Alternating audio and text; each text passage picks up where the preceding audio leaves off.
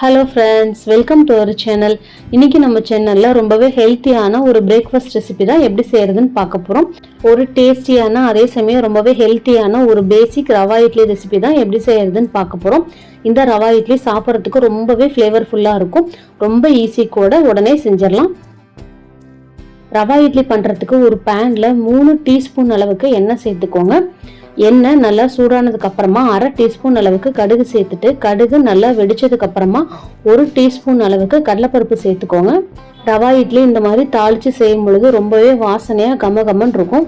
இப்போ அடுப்பை லோ ஃப்ளேம்ல வச்சுட்டு இந்த கடலைப்பருப்பு நல்லா கோல்டன் கலர்ல ரோஸ்ட் ஆகி வர வரைக்கும் இதை நல்லா வதக்கிக்கலாம்.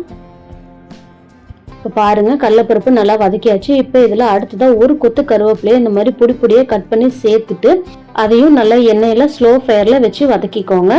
கருவேப்பிலையோட சலசலப்பு எல்லாம் அடங்குற வரைக்கும் இதை வதக்கிக்கலாம். கருவேப்பிலை நல்லா வதங்கினதுக்கு அப்புறமா இதில் ரவா சேர்த்துக்கலாம். நான் இன்னைக்கு 1 கப் அளவுக்கு நல்லா மெல்லிசான ரவா இதில் சேர்த்துக்கிறேன். ரவை சேர்த்துட்டு அடுப்பை லோ ஃப்ளேம்ல வச்சு 1 நிமிஷம் வரைக்கும் இதை நல்லா வறுத்துக்கோங்க. ரவை கலர் சேஞ்ச் ஆகக்கூடாது, ஜஸ்ட் அந்த தாளிப்பு மனம் ஏறுற வரைக்கும் மட்டும் இதை நல்லா வறுத்துக்கலாம். இதுதான் பேசிக் ரவா இட்லி மிக்ஸ். இந்த மிக்ஸை நீங்க பல்கா ரெடி பண்ணி கூட ஃப்ரிட்ஜில் ஸ்டோர் பண்ணி வச்சு நீங்க அடுத்த டைம் ரவா இட்லி செய்யறதுக்கு உடனே இதை யூஸ் பண்ணிக்கலாம். ரவையை இந்த மாதிரி நல்லா மிக்ஸ் பண்ணி விட்டதுக்கு அப்புறமா இதை நல்லா ஆற வச்சிடலாம். ஓரளவுக்கு ஆறி வரட்டும். இப்போ அடுத்ததா ஒரு பேன்ல 1 டீஸ்பூன் அளவுக்கு நெய் சேர்த்துட்டு ஒரு 4 முந்திரி பருப்பை இந்த மாதிரி 2ஆ உடைச்சு இதில் சேர்த்துட்டு நல்லா லோ ஃப்ளேம்ல வச்சு கோல்டன் கலர்ல வர வரைக்கும் இதை இந்த மாதிரி வறுத்து எடுத்துக்கலாம். நம்ம இட்லி கூட மேலே கார்னிஷ்க்கு வைக்கிறதுக்காக இந்த முந்திரி யூஸ் பண்ண போறோம். இப்போ பாருங்க, ரவையெல்லாம் நல்லா வறுத்தாச்சு. நல்லா உதிரி உதிரியா வந்திருக்கு பாருங்க, நல்லா ஆறிடுச்சு. இப்போ இதை ஒரு பவுலுக்கு மாத்திடலாம்.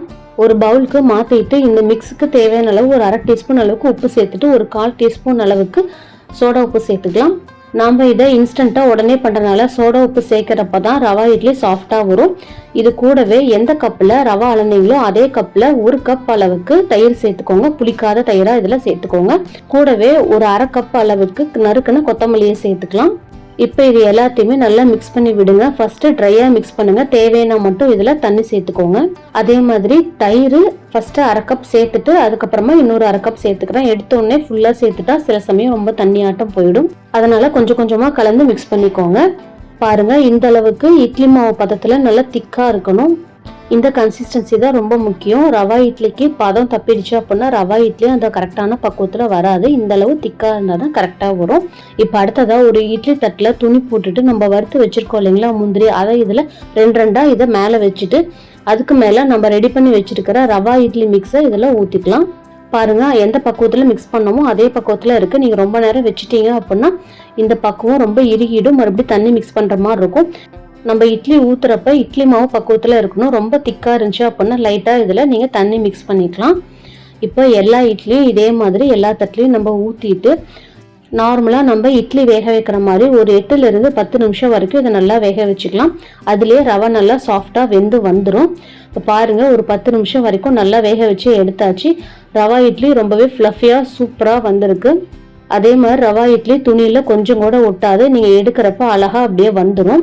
இந்த ரவா இட்லியை சுட சுட சாம்பார் சட்னியோட சாப்பிட்றப்ப ரொம்பவே சூப்பராக இருக்கும்.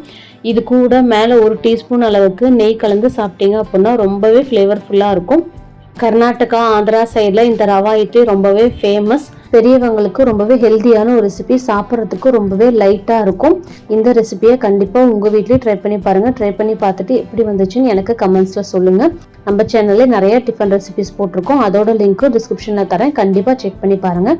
நம்ம சேனல் உங்களுக்கு பிடிச்சிருந்தா லைக் பண்ணுங்கள், ஷேர் பண்ணுங்கள், மறக்காமல் சப்ஸ்கிரைப் பண்ணுங்கள். தேங்க்யூ.